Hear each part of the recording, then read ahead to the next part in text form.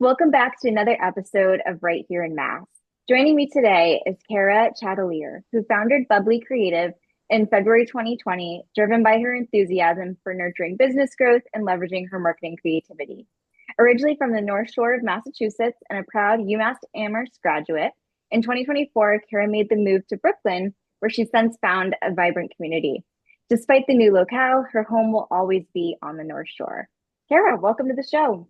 Ashley, thanks so much for having me. I'm psyched to be here. I'm excited to have you here. It's been a while since I've had another marketing person on the podcast. So I always love having like one of us people together. So I feel like we're going to have a lot of fun stuff to talk about. For sure. Yeah, definitely. Yeah. Well, let's start off by having you share more about yourself and what you do at Bubbly Creative. Perfect. Yeah. So Bubbly Creative is basically a full service digital marketing agency. So we kind of act as an outsourced marketing department for small service-based businesses. So think of like your dentist, doctor, financial advisor. We primarily focus on female-owned businesses. Just because as a woman, we know how difficult it can be to put yourself out there and start a business. So that's an area we're especially interested in. So we do everything from website management, social media management. So we create social posts, we do design, we do blogs, content, basically everything when it comes to digital marketing and even some traditional marketing as well. Oh, amazing. And I'm curious to hear where your background came from. Like, how did you get into marketing? And then what inspired you to start Bubbly Creative a few years ago? Sure, yeah. So I graduated in like peak recession. So it was 2009, and I had a degree in communications from UMass Amherst. Um, and it was that kind of time where if you were outgoing, they were like, sales, it's the only place that's hiring. It's the only thing that's hiring if you didn't have a trade. So I went into sales and I was working for an advertising company doing cold calling, selling advertising, which was very eye-opening, I would say. Hmm. Wow, cold calling is tough. So I give a lot of credit to salespeople. Anytime I find out someone's in sales, I'm like, oh, wow, good for you. It is not easy. But I think being in sales for a few years, I sold advertisement and then I went to recruitment. Um, you learn how to think on your feet really fast. You learn how to draft messages that are compelling because you're reaching out to people all the time. So I think that really helped me from a marketing perspective. But something about sales, I always felt I was being held back a little bit. I wanted to be more creative. I ended up getting a position in higher ed. So I worked at Brandeis University in Waltham and I did corporate relations and marketing for them. And that was my toe dip into marketing, where I was able to generate blog content and social content and be a little bit more creative and realized I really liked that. And while I was at Brandeis, I decided I wanted to take a big leap and I moved to Madrid. And while I was there, I was freelancing. I started freelancing. I remember like it was 2016. So it was almost freelancing was kind of talked about, not really. Hmm. I had Googled like what how to freelance, how to whatever, and found Upwork and started finding clients on Upwork, which now seems impossible because it's just become overrun. It's incredibly competitive. The prices are so low. So I was glad I got in when I did and actually met some really great clients through there. But I was freelancing in Madrid for US companies. Because cost of living is so much lower there, I was able to take bigger risks. So I didn't Hmm. have to like, pay Boston rent, which is Yeah. great because it was expensive even back then. And yeah, well, I was in Madrid for 3 years. I supported myself full time, which was great, and moved home in 2019 and realized I wanted to focus more on my business. I was saying to Hmm. my clients all the time, you really need to lean into your brand and thread your brand messaging throughout everything you do externally. And I wasn't doing the same. I wasn't doing it for myself. I'm not practicing what I preached. So I decided in February 2020, which is so funny now, like I know, hindsight. hindsight, seriously. Whenever I talk about it, I'm like, oh yeah, good timing on my part. Launch a business right before a global pandemic, but I didn't know. And launched the website, got the new logo, everything in February 2020. And yeah, I think it was just, it's one of those things where when you're a freelancer, and I think people who start their own businesses, kind of like that entrepreneurial mindset, you're always like, what's the next thing? How can I hmm grow this? How can I keep moving that needle? And I just felt like that was the next like logical progression for me. Yeah. And I'm curious to hear about the next step from freelancer to now like building an agency and what that was like, just going from being one person to now a handful of people and how that had changed the trajectory for you throughout the next few years. Yeah, it's been really fun, really challenging, really interesting, all the things. I remember one of my clients said to me when I was kind of mourning the loss of my intern turned assistant, and my client said, the only constant in your business is you. And it was really impactful to me because you don't realize, like, the women that work for me now, I have two full-time employees, and I work with a lot of freelancers and agencies really closely. But the two women that work for me have been with me for, I believe, 3 and 4 years, so a Mhm. while. And they're incredibly important to me. And obviously, employees are always going to be important to you. But yeah, you need to think about it like I'm the constant here. I need to figure this out on my own. So I think the stakes are much higher, right? Yeah. And when you're supporting two full-time salaries, you have a lot more pressure on you. You need to make a certain amount of revenue. Things need to be running a certain way. So you have to pivot a lot. Yeah, I think it's a lot more challenging, but in a really exciting, fun way. And you're constantly evolving and changing, and it's great. I mean, I would say it's funny because like if we talk about the thing I dislike most about running a business, I'm like, oh, I can't stand payroll. Yeah. But it's like not that big of a deal, right? Yeah. Considering. Yeah. And I mean, that's a good point too, that it's like there, once you incorporate other people beyond yourself, like there's a lot more on the line. But I also feel like there, on the flip of that, there's a huge opportunity where you're like, oh my gosh, I have so many more hours available and like resources available to Totally. add on more clients and more projects because now it's not just me and I don't have to be limited to the time that I have open to give. Absolutely. And I feel like that when my first hire, I hired him as an intern, and that was in 2020, I believe. Or no, it was 2019. And when I was still Cara Chatellier freelancing. And I remember like outsourcing things, and I was like, oh my God, this is so nice. I don't have to do Oh my God, I don't know what to do. And now I'm like, anything I'm not that good at or we're not that strong at, I'm like, okay, outsource it to an expert because the delegation of tasks that really aren't high value, if you're a founder, if you're a business owner, you need to get those off your plate. And hmm that's not a lesson that just you learn once. I'm actually learning it again now. I'm working with a coach, and we just talked about it yesterday that I have to outsource some things now that are taking up a lot of my time. So it's like a Yeah. constant, you're learning it a lot, right? Oh yeah. Like you're always reevaluating. Like, okay, I did this thing. Now in order to get to the next leg of growth and scaling, now I need to do this. But it's hard. It's hard letting go. Coming from me, a type A person. I hate letting go of things. Totally. Well, the level of control too, when it's your business and it's you have, On it. Yeah. yeah, your name's on it. You feel so much accountability, so much ownership of it because you do have so much ownership of it. hmm It's hard to relinquish that control. Oh, absolutely. And a question I have for you, if you're comfortable sharing, is that there's always when someone's getting ready to grow their business, the talk of, well, do I hire this person as a contractor slash freelancer, or do I hire them as an employee of me, whether it's like part-time employee or full-time employee? And I would love to hear from your perspective how you knew that was the right choice, because it can be hard to think like which path is the right one to take. Definitely.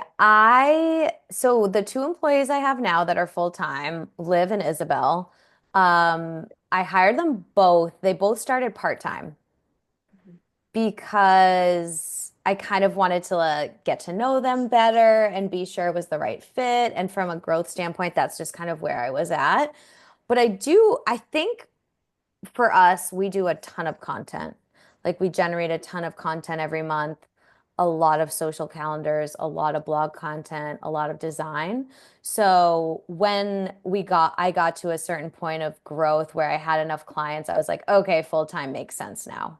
Mm-hmm. And I think when I find something where it's like, okay, we're doing this every day and the demand is too high, I need someone on staff.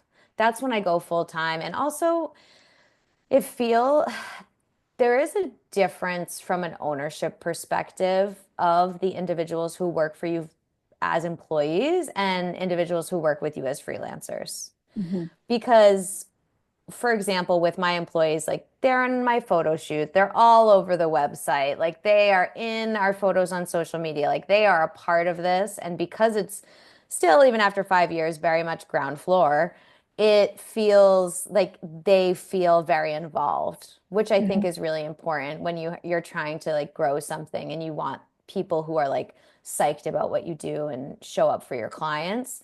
Um, and then I think when you have like one-off things, a contractor makes sense and someone who's like a real expert. But when it's more general things that we need, our clients need constantly, and it's a ton of demand, I think having those full-time employees makes sense. But like if I'm bad at something, for example, I'm terrible at bookkeeping.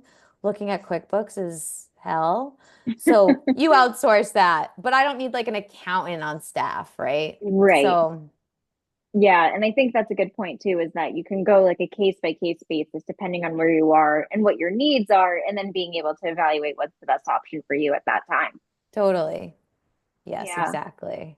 And so, as of the time of this recording, it's early September 2025. And right now, I mean, I feel like marketing is always changing, but I feel like, especially in the past year, especially with the rise in AI and so many different things happening in marketing, that it can be really hard for small businesses to be like, well, what do I even need to do? I don't even know where to start. And so, this is a little bit of a general question. Of course, it will kind of depend on the business itself, but what do small businesses in Massachusetts need to know when it comes to marketing? Or what are the things that they should be prioritizing right now? Yeah, really good question. So I'm gonna approach it from like a uh, service-based business perspective, just because that's who we work with primarily. I think first of all, don't try to do everything, Mm-hmm. please. It's just you can't. Like sometimes I'll talk to businesses and they'll be like, "Okay, so we definitely need to do TikTok, we need to do LinkedIn, we need to do Facebook, we need to do X, we need to do Instagram." It's like, "Oh, okay. Snapchat, all the things." And you're like, "Your ideal customer is a 55-year-old woman. She's not on TikTok and she's definitely not on Snapchat. She barely knows what X is, so I don't think you need to be there." Yeah. Um, so I think I think this has become cliche, unfortunately, but being authentic to your brand and really knowing who your brand is and who you're talking to and what you're talking about and why you're talking about it is incredibly important. Content takes a ton of time, marketing takes a ton of time. I talk to business owners all the time who are just like, I hate marketing. Yeah. I don't want to do it. And I'm like, I know, that's why I have a business. Like I'm glad you don't like doing it. This is good for me. Yeah. I'm glad we're talking. But um yeah, so I think there's low-hanging fruit always, right? Mm-hmm. So you have your current customers, kind of talk to your ideal customers about how they feel about your messaging, your branding, someone you Yeah. trust, right? Ask them, you've seen our social, what do you think about it? Does it resonate with you? this blog we created, like what would you want to hear about? I think depending on your size, but like really leaning into the people you know in your target market and seeing what they find interesting, what they like, what they think about your brand, your website. Is it easy to navigate? Do they like what they see on social media? Is it easy to find you on the internet? Hmm. And that's really like that could apply to any business, really. But I think what they need to know is AI is a tool. It's not a marketing strategy. It can help in a lot of ways. Please don't generate AI images and use that on social. Don't do that. Unless it's a one-off and it's like a big trend where it's kind of cute. We did the one where it was like it was me and like a Barbie. Barbie box, yeah. Yeah, yeah, that that one everyone was doing. Um, but I think it's really like just I mean my biggest tip is outsource, obviously. Right. Outsource to an expert. But if you don't have the budget for that, lean into the free tools and just show up authentically as you and your team. Show pictures of your team, talk about what you do, talk about why you do it, talk about Hmm. how your business is different, why you care about your clients, client testimonials, pictures of your staff doing what they do, pictures of you, your owner story. People love seeing pictures of you. They just do. And we have really amazing computer cameras in our pockets. Like take advantage of that and spend an hour each month planning. Yeah, I think that's solid advice because I think a lot of business owners don't know that the barrier to entry for doing their own marketing is pretty small. I mean, of course, like you mentioned, you do want to hire and outsource to the experts once you have the budget and the means to do so, but marketing doesn't have to be some overwhelming, I need to be on all the things, doing on all the things all the time. Mhm. It's Totally. easy to kind of just like dip your toes in the water and get your feet wet and try some things until you are at that point where you can hire that agency to take things over for you. Absolutely. And I think like if you're feeling overwhelmed, you're starting your business, you're like, I need this crazy website, like get a landing page, a one Mhm. page that says everything you need to know. Get a Google business page. It's free. It's on Google. Great. Get some great photos taken. If you can't afford a branded photo shoot, get at least one good headshot of Mhm. yourself. You need to show your face and really lean into why you do what you do. Yeah, I think that's a great point. And knowing that you offer kind of like what sounds like a full suite of services, I'm curious to hear if you think that there are certain marketing channels that people should be focusing on, like social email blog, or kind of like what your take is on like the priorities that businesses should be thinking about right now. Definitely. Yeah. So I think it's very dependent on businesses and what their goals are, of course. But I think broadly, I mean, video is incredibly powerful, incredibly important.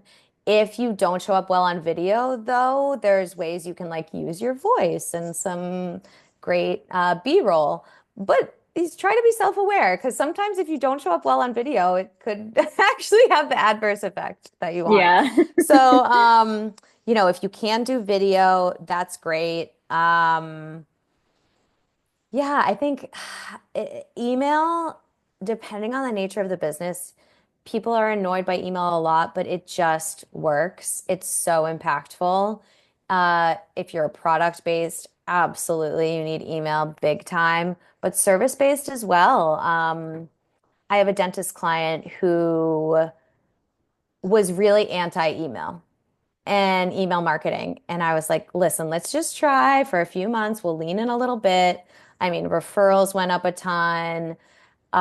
Services with like increased amount of services from current patients went up a lot. So we've just seen like really great results with email marketing. And we just like that was in 2024 and 2025, we're leaning in even more. And it has a great impact, even though there is some stigma around it. Mhm. But I think if you're sending, it's not all sales, right? So some of the emails are more informational. Here's what we're doing in the office. Here's pictures of the staff again. Oh, the doctor went to Iceland. How exciting. Here's a cool picture of him on a glacier or something. So I think email's great. If you need new patients, new clients, new customers ASAP, Google Ads, you truly can't beat. However, incredibly intricate. So I would say, again, outsource. Don't try to take on Google Ads by yourself. If you're desperate for new clients, talk to an agency, but because Google Ads are just so incredibly intricate, but they Hmm. drive a lot of new traffic, both foot and digital. Um, I think social is incredibly important, obviously, and showing up, face real people, real stories, always threading the stories, like impactful stories. Even if you are a um, financial advisor, if you're an accountant and you're like, oh, I don't, my services aren't that human, like absolutely they are. You Hmm. are like, you think about, I had a client we built a website for and did some things for that is a bookkeeper. And they talked about how people come to them in kind of like despair. They're embarrassed about their books and they don't want someone to judge them or they feel like uncomfortable because they're like, oh my God, these are probably the worst books you've ever seen. And it's like a bookkeeper you wouldn't think is like an incredibly human business, right? But you like Yeah. have these very human stories where people feel really embarrassed and then they're able to help pull them out of this dark hole and generate more revenue and see these gaps in what they're doing.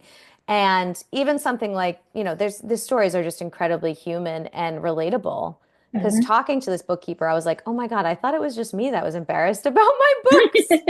I was like, oh, cool. It's not just me. That's good. I didn't know that until I started working with them. But I think like leaning into storytelling a lot and showing up that way and getting to know who you are and who you're trying to reach. Anything right now Absolutely. that's personal and in person and like a special touch. Like we started doing some handwritten cards. And I just think the amount of like spam calls I get is incredible. Incredible. I get so many. I get so many emails that are clearly AI generated. Hmm. I get ridiculous texts from, just Recruiters. these recruiters. I'm I've gotten literally like five a day for the past like 2 weeks. like, what is Who said I was this? looking for a job? Yeah, I was like, where did you find my number? But like, I think like there's so much of that where like Hmm. adding like a personal touch, like anything you can do that feels genuine and like you actually care and isn't I think like we're gonna see a huge turn for like things that are very personalized and like special touch. And I didn't do this in ChatGPT. I think that's Yeah. that's where we're leaning into a lot because the amount of emails, I know you get them too. It's like, well, do you want like 10,000 leads in one day? I'm like, oh my God.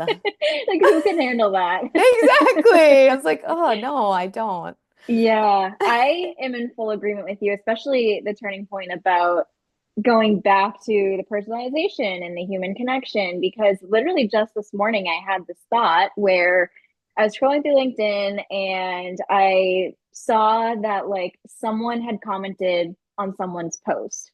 And the poster responded with a comment that was clearly AI written. And I'm like, how did we get to the point where people can't even respond to comments on their own posts without using AI to come up with that response? Like, I was like, like, how did we get to this point? Like, how is it Totally. not simple anymore to just take a few minutes or even a few seconds to have like a meaningful, real, authentic comment back? So I am in full agreement with you. And I think, especially as more and more people use AI, they're more in tune with what AI looks like. So I felt like it was Hmm. just us marketers who were like, oh, that's AI. But now that more people are using it, I think more people are catching onto it. And that's when that human content and human connection is really going to stand apart. So I just had to reiterate what you said because I think it's so important. It's a really big lesson that and reminder that business owners should keep in mind right now. Absolutely. And like just really quick on LinkedIn, I also think the posts lately on LinkedIn have been driving me nuts. Yeah. Like I saw one, I thought it was fake, but it was someone got engaged. Okay. They got engaged. That's a huge life event. Like Hmm. amazing. Good for you. I got engaged this week. The post said, I got engaged this weekend, and it got me thinking about inside sales. Oh my God, yeah. And you're like, You're like, what please don't make the connection if there's no connection there. are you talking about? Like, come Yeah, on. It's like, oh, I just hung up the phone and it got me thinking, like, I would hire someone who didn't go to college because blah, blah, and they're all the same. And you're just like, yeah, oh my God, come on. yeah. I agree. And I think there's like almost like an exploitative approach sometimes with it. It's like, why can't you just let a moment be a moment? Why do you need to take a moment and find a way to like turn it into marketing or sales initiatives? Why can't you just let something be? And I think that is a good point that you brought up too. Exactly. And like, there's something about I think authenticity became like very overplayed. Like people were just saying it too much, but that like being authentic and being an actual person is really important. And I think especially now. Yeah, I agree. Especially like when thinking about competitors, like what's if there are two companies that ultimately offer similar things and the client is looking to go with one versus the other, they're probably going to choose the company that they feel like they actually relate to and not have like a cold interaction with. And I think that's where marketing comes in into play here. Definitely. Yeah, I mean, definitely. I mean, that's very much what we do in a big way. It reminds me of like we have a OBGYN client and when we first started working with them, I looked at their website and when you're about to give birth or, so let's say you're a teenager and you're going for your like first pap smear. We all know how incredibly vulnerable and scary that can, I mean, those two things, incredibly vulnerable. And the website was just like stock photos of doctors. They have this all female obstetric staff, not one picture of anyone from the staff. And I'm like, did a man design this? Like, turns out, yes. But Yeah. you need pictures of these people if you want to build trust. Like you need to, Hmm. yeah, it's just it's all along those same lines for sure. Like, yeah, it's a business. Yeah, you want to generate revenue, but I think you're a person too, first and foremost, right? You know? Yeah. And I'm glad that you brought that point up because that is one of my biggest pet peeves is when I'm interested in a company, like investing in a service, and I go to their website, go to their about page, and it's like the most generic text with no photos of who's actually on that team or even who the founder is. All there Yeah, is like a blurb about the company. I'm like, well, I don't want to be working with a faceless person. So I think you brought up a really good point there about like make sure you are showing who people will be working with on your website because that's how you build that know, like, and trust factor with people who will eventually become clients because of that. totally. Yeah, and I think that point of view, that mentality can change as you get into like, it's a tech product or something. But I don't think we're talking to those people. So definitely, when we're talking about small and mid-sized businesses and you're trying to build like real relationships, absolutely. Yes, definitely.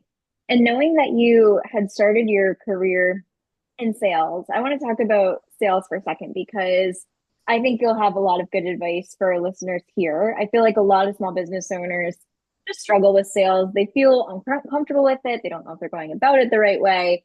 And so, from your perspective, as both previously having a career in sales and having owned a business for the past few years, like what's your advice for being able to get leads or kind of like close the deal, so to say, in a way that feels good? Sure. I think a couple of things. Well, I first, it really helps when obviously best case scenario is someone comes to you, right? So you don't feel like you have to close too hard because they want what you're selling. That's dreamy. Everyone wants that. But when you have to go out into the world and kind of pitch yourself, have that elevator pitch, you you need to have that baseline of interest. So if someone doesn't see value in what you're offering, don't bend over backwards to show them the value because Yeah. they might just not ever see it, and that's okay. They're not for you. So I think like don't keep kicking tires, like know when to walk away is like incredibly important because I, I learned this like really early on where I remember talking to this architecture firm and the woman was like, well, why do I need marketing? It just seems stupid. Content marketing seems stupid. And I was just like, okay, Yeah.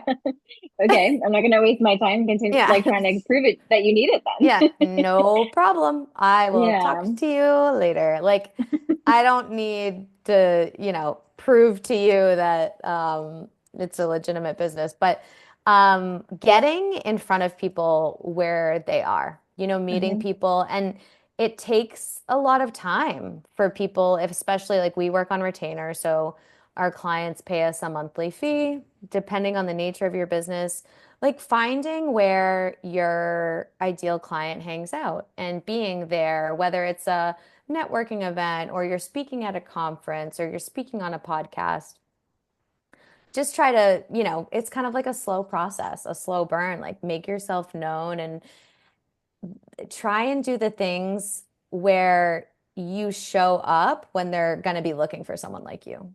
Yeah. But becoming that expert. And I mean, I'm not a hard salesperson.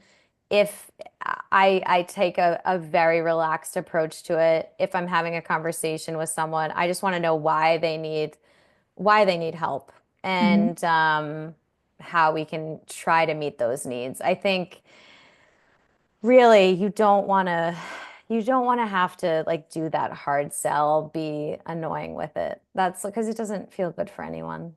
Oh, absolutely. And So, you just brought up a good piece of advice that I want to reiterate, which is like finding out what your like potential client's problem is and then saying like, well, I have a solution that I think can help you. I think that is the perfect way to approach it. Like find out what the roadblocks, challenges, or problems are, and then be able to lead with the solution that you have to support them and solve that problem that they're facing.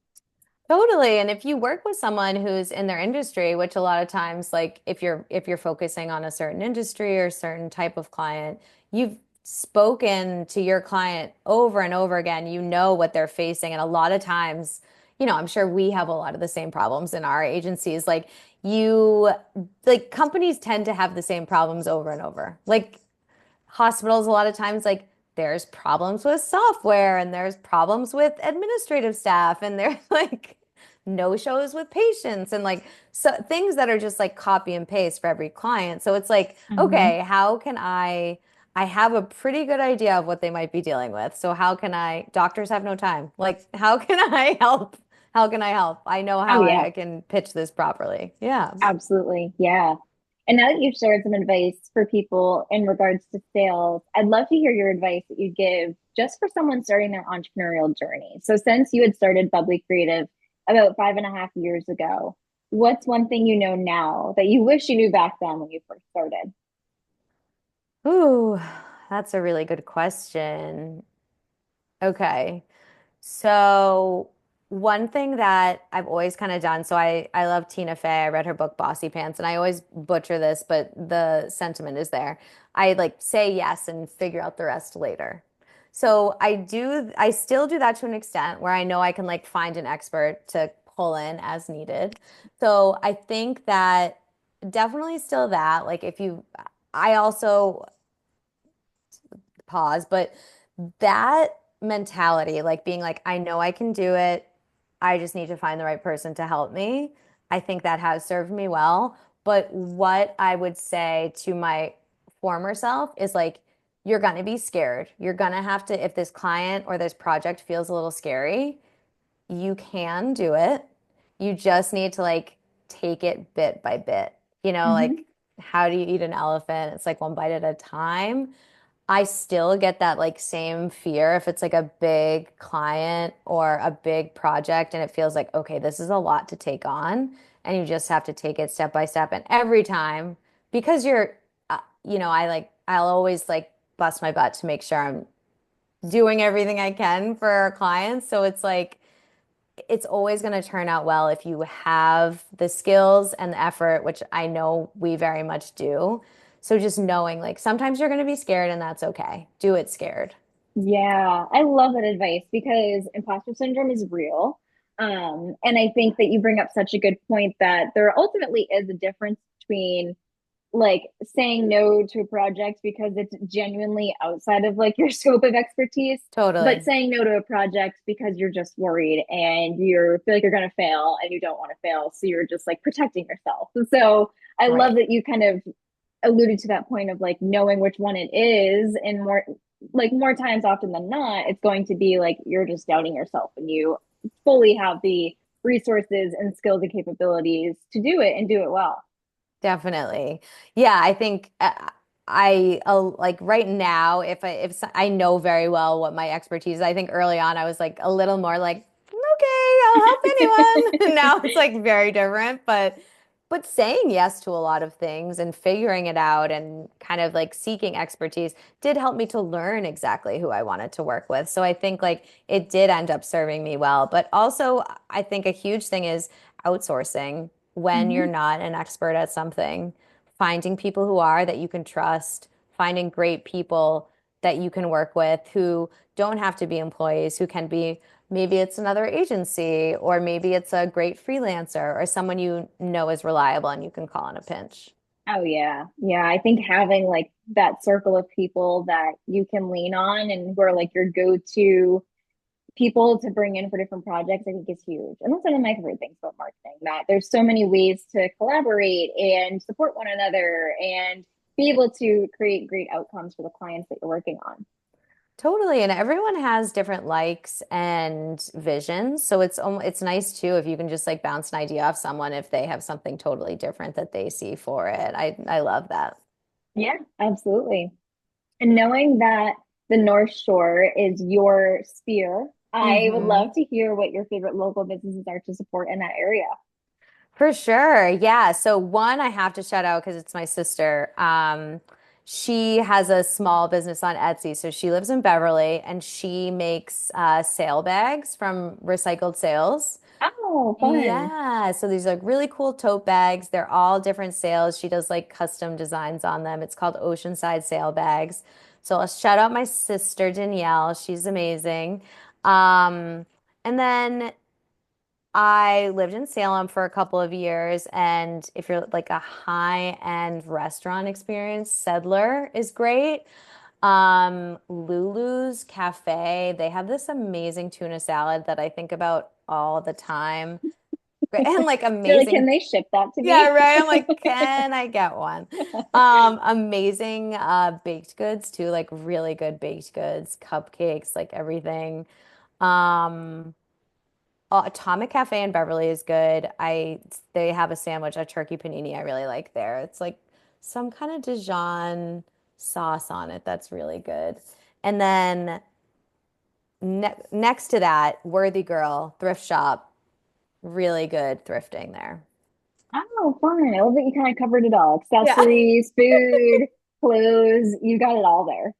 Yeah. Kara, this has been such a fun episode, and I feel like I could keep chatting with you about all things marketing. I'm so glad that you came on today, and I'd love to have you share with our listeners where they can find you online if they'd like to connect. For sure. Yeah. So you can visit my website, which is www dot, hold on, I just have to tell you, my Gen Z employees are gonna cringe so hard that I just said that. Never mind. It's bubblycreative.com. Sorry. We don't need the www dot anymore. Sorry. And on social, on Instagram, we're Bubbly Creative MA, and on Facebook and LinkedIn, Bubbly Creative. Amazing. And I will link to all those places in the show notes so our listeners can easily find you from there. Thank you so much Amazing. again for coming on this week's episode. Oh, Ashley, it's been so much fun. Thank you for having me.